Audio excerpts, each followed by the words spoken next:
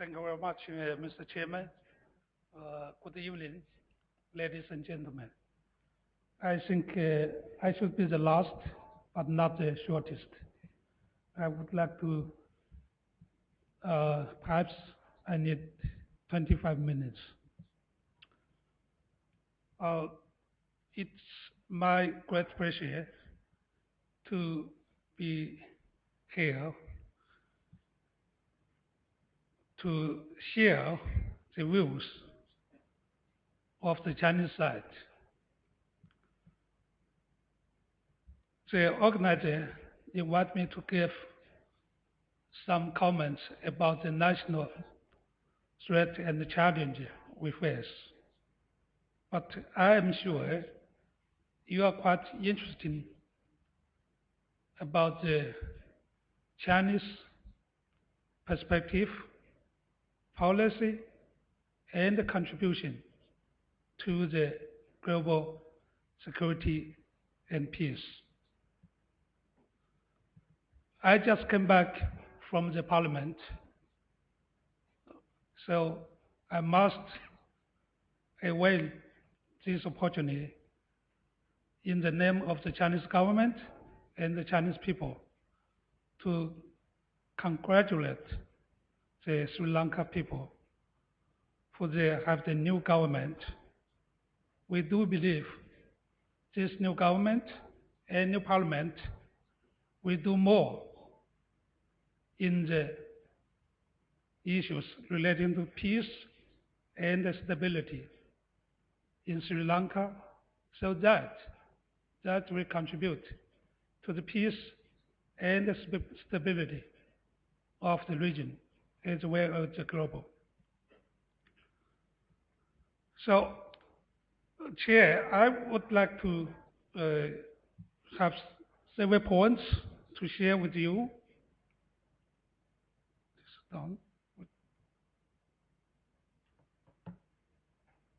First, if we talk about security and peace, we must base on what we did in the past, what we face today, and what we will confront with tomorrow. So, first, what were the lessons in the past, particularly in the past century? What happened to the human being? I would like to quote what said the President C.D. Sana just a moment ago in the parliament. He said, happiness is a great asset of the people. I translate this sentence. The happiness of the people should be the great asset of the country. But happiness or fortunateness of people should not be based on unhappiness or unfortunateness of other people. This year, I think most of the countries are celebrating the 70th anniversary of the victory of our combating the fascism. At the same time, the Chinese people are also celebrating our victim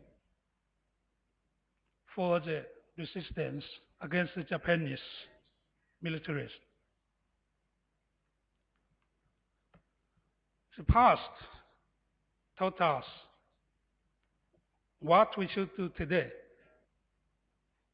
what we should do tomorrow for security, peace, and justice.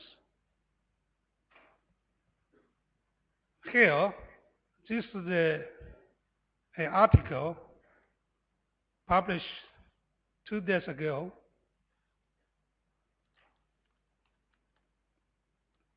It tells us a story about a Korean woman who was a sexual slave 70 years ago. What she wants today to hear the words sorry, but 70 years passed.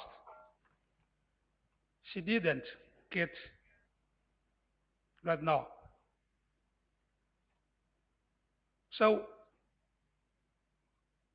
I share with you this information.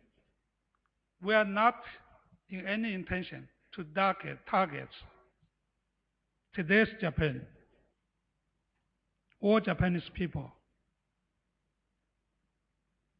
We are trying our efforts to safeguard the peace for the generation, the next generations.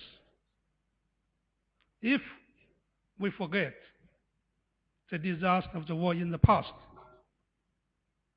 the disaster could be or might be repeated in the future. So I worked in the Europe for almost 8 years. I had many friends from Germany and other European countries. And also I visited Japan more than 50 times. So I have many friends from Japan. So what's the difference between two countries? For their lessons in the past century.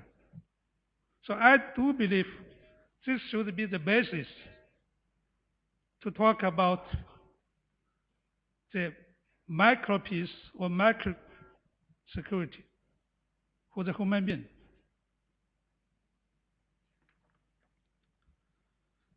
Second,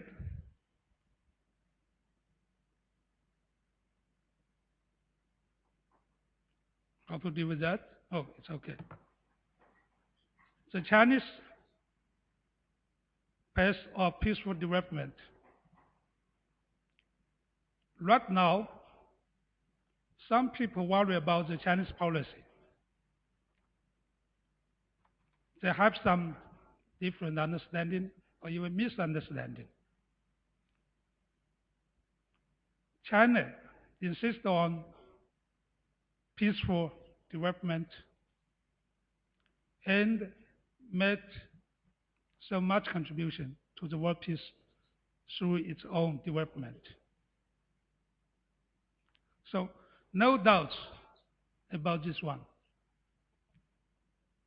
And also, China, through its own development,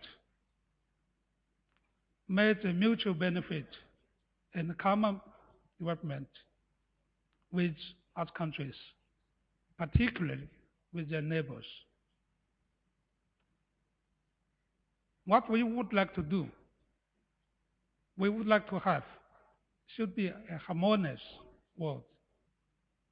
No war, no terrorists, no conflicts. Some people may say this is so a little bit ideological, but I do believe if we join hands, it will be the reality. What, what is the development path of China? We can say it should be a scientific one, independent one, open one, peaceful one, cooperative one, and common one. And common one. So based on these ideas, the Chinese policy, particularly the defense policy, is a defensive one in the nature. Sri Lanka people, I think most of Sri Lanka people knows 1,600 years ago, a Chinese monk Xianliang came here to learn the Buddhism from Sri Lanka people.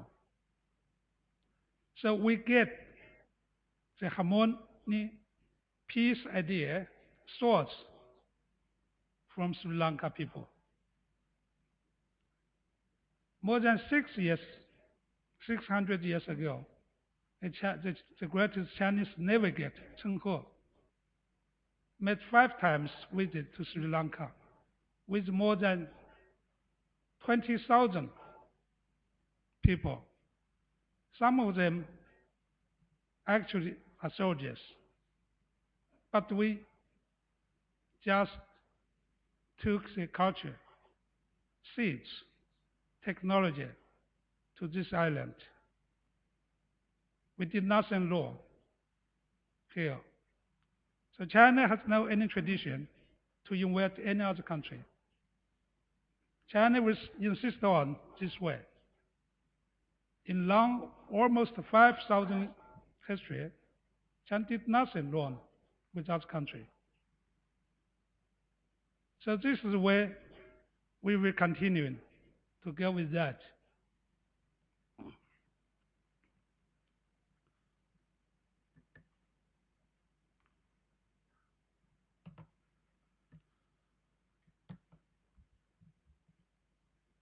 Particularly, I would like to share with the specific idea of security. The Chinese President Xi Jinping last year, in the meeting of the interact and confidence building measures in Asia, proposed such an idea not only to the Chinese people but also to the international community. Security should be common, comprehensive, cooperative, and sustainable. What means common? Common means each and every country, their security, their safety must be respected and safeguarded. Comprehensive means traditional and non-traditional security should be upheld in the same way, in a combined way. So today we talk about what kind of threats and challenges we face. I fully agree with my previous speaks. Tourism, illegal trafficking, illegal immigration. We see that right now in Europe. Cyber, climate change, piracy. So many challenges and threats we face. Which ones should be the first priority for us? So what is the reason? What is the basis for this challenge? So I remember while I was the director of the sustainable development in the ministry, we always talk about challenges, threats came from poverty. So today, if we talk about challenges, we talk about threats, how of poverty.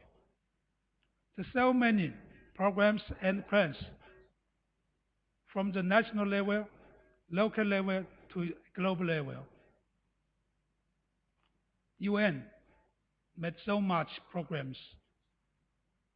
How about the result?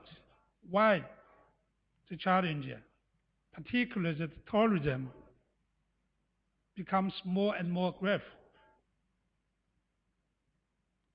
Let's have some comprehensive measures to deal with that. The third one is cooperative. Security is a huge concept.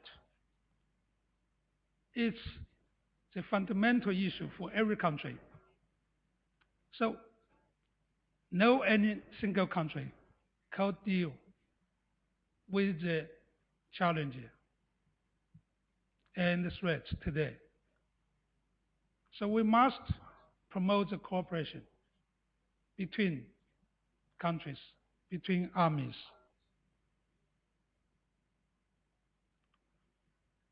Last, sustainable one, development and security should be given equal emphasis. That's the way to ensure the lasting security and safety to all peoples. If we just talk about security today, how about development? No development, no possible to remove the poverty. If the poverty is there, challenge, threats could not be removed. So this means, just like the President Xianliang said,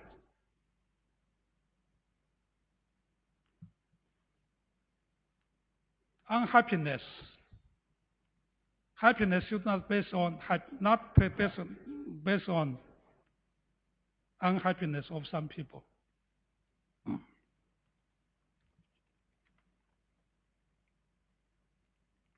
I I was reminded have 5 minutes more, so I try my best. The fourth, we always insist on the win-win cooperation. So win-win cooperation, right now it's in most of the document of the foreign affairs of the individual country, of the regional documents, UN documents. But how about the implementation of these policies?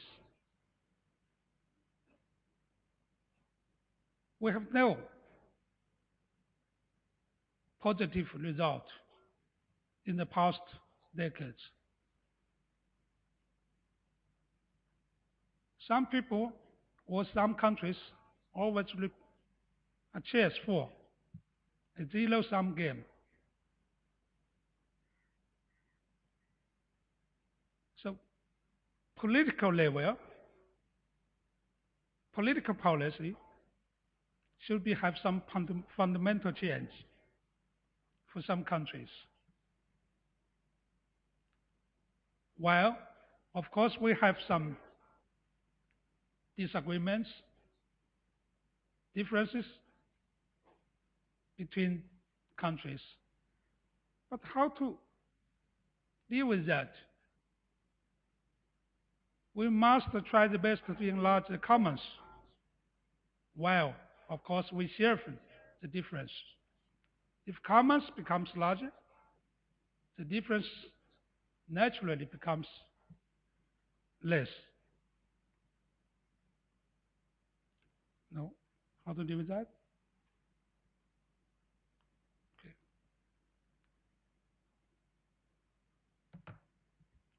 Some people worry about Chinese intention. I used to be 4.5 years at the DDG, to be in charge of maritime issues in China, from the boundary and the Oceanic Department in the Ministry of Affairs. So China insists on peacefully handling the disputes. I just give you some number. We solved the boundary disputes with 12 countries. We have 14 neighbors in the land. So we just through negotiation and consultation in the past 30 years. So today, there's so many conflicts, even war, for the board.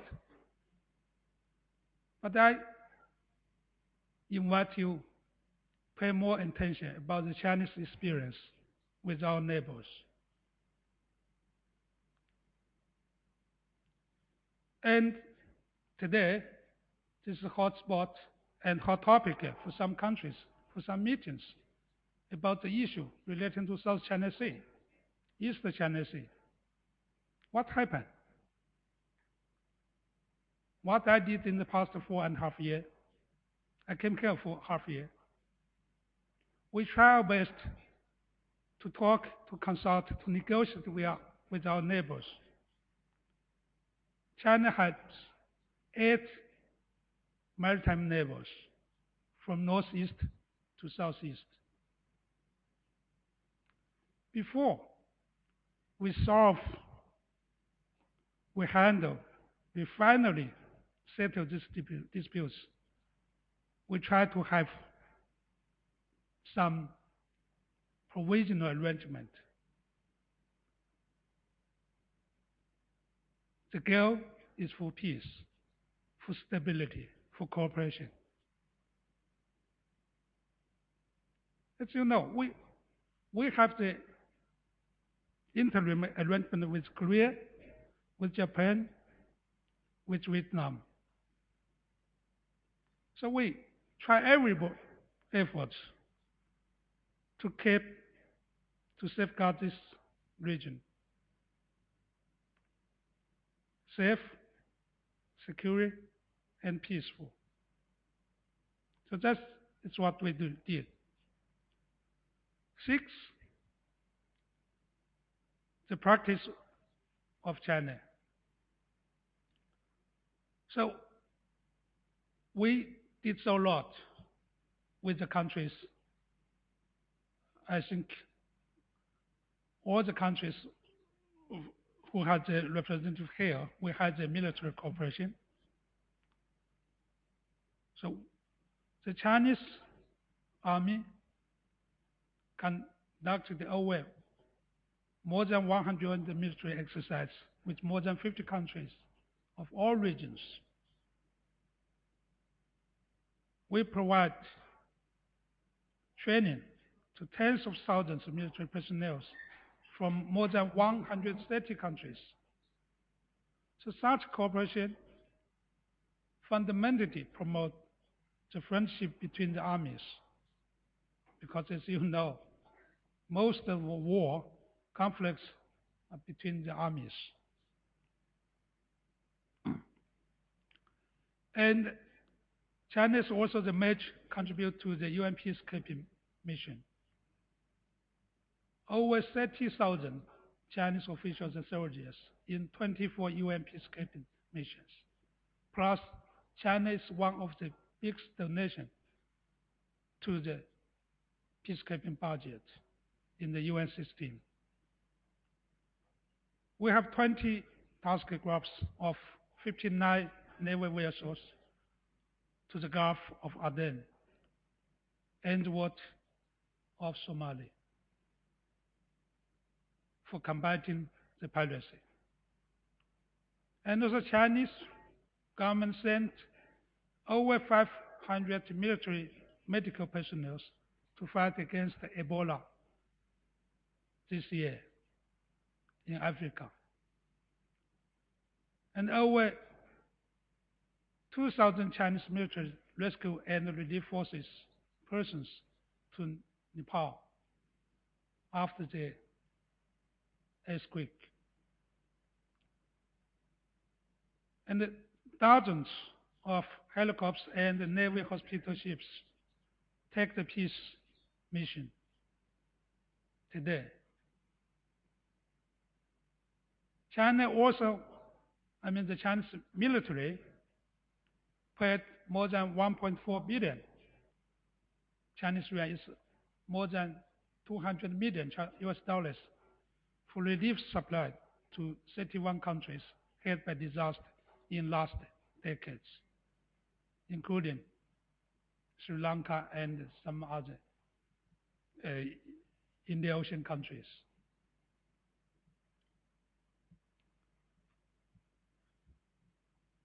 We talk about here the security and peace. Of course, people were quite interested about the Chinese position on the Indian Ocean. China does not deploy any strategic power outside of China including Indian Ocean. Chinese Navy right now presenting at the Indian Ocean only for the regional and the UN peace mission under the agreements, for example, combating the piracy. We promote the cooperation between China and Sri Lanka in Navy, in Army, Air Force. At the same time, we have the cooperation with other countries in this region. Cooperation between China and Sri Lanka without any intention or need to target any other country. So this is the history. This is also the facts today. And also this is what the, the, the, the, the, the idea and the action measure policy of tomorrow in the future. Perhaps you know we have such a mechanism to combat the piracy. Before I came here, I was a Chinese governor to this organization. It's recap. This means the agreement to combat the piracy of Asia. China, Sri Lanka, India, Bangladesh, Pakistan, all the Asian states, Australia, New Zealand, Korea, Japan, as well as the US, UK, Netherlands, Norway, Denmark. All these countries are obligated to secure Indo-Pacific from piracy. 2 years ago, I was invited by the War Institute to have a meeting in Hawaii to talk about the Indo-Pacific security, maritime security. We talk about security from San Francisco to Mombasa in Kenya. What's the challenge and threat in this long road?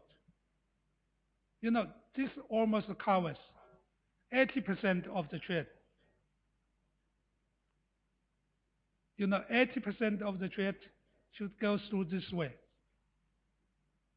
So this is most important for all the countries. So what's the challenge and threat we face? We should have mechanism, but what kind of mechanism we should have? It's so difficult to reach agreement. Most people have some consideration about the geographic situation, geopolitics, but forget the common threat and challenge. So finally, I would like to say security, peace, and justice should be based on yesterday, today, and tomorrow. So action, policy. What we did, what we are doing, what we will do for the peoples. So most of you are from the Army or from Navy, from the Air Force, but I do believe politics or politicians should have more engagement with the service person, with the service community. So politics or the Army, Air Force, Navy had the same goal, peace and security for the next generations. Thank you.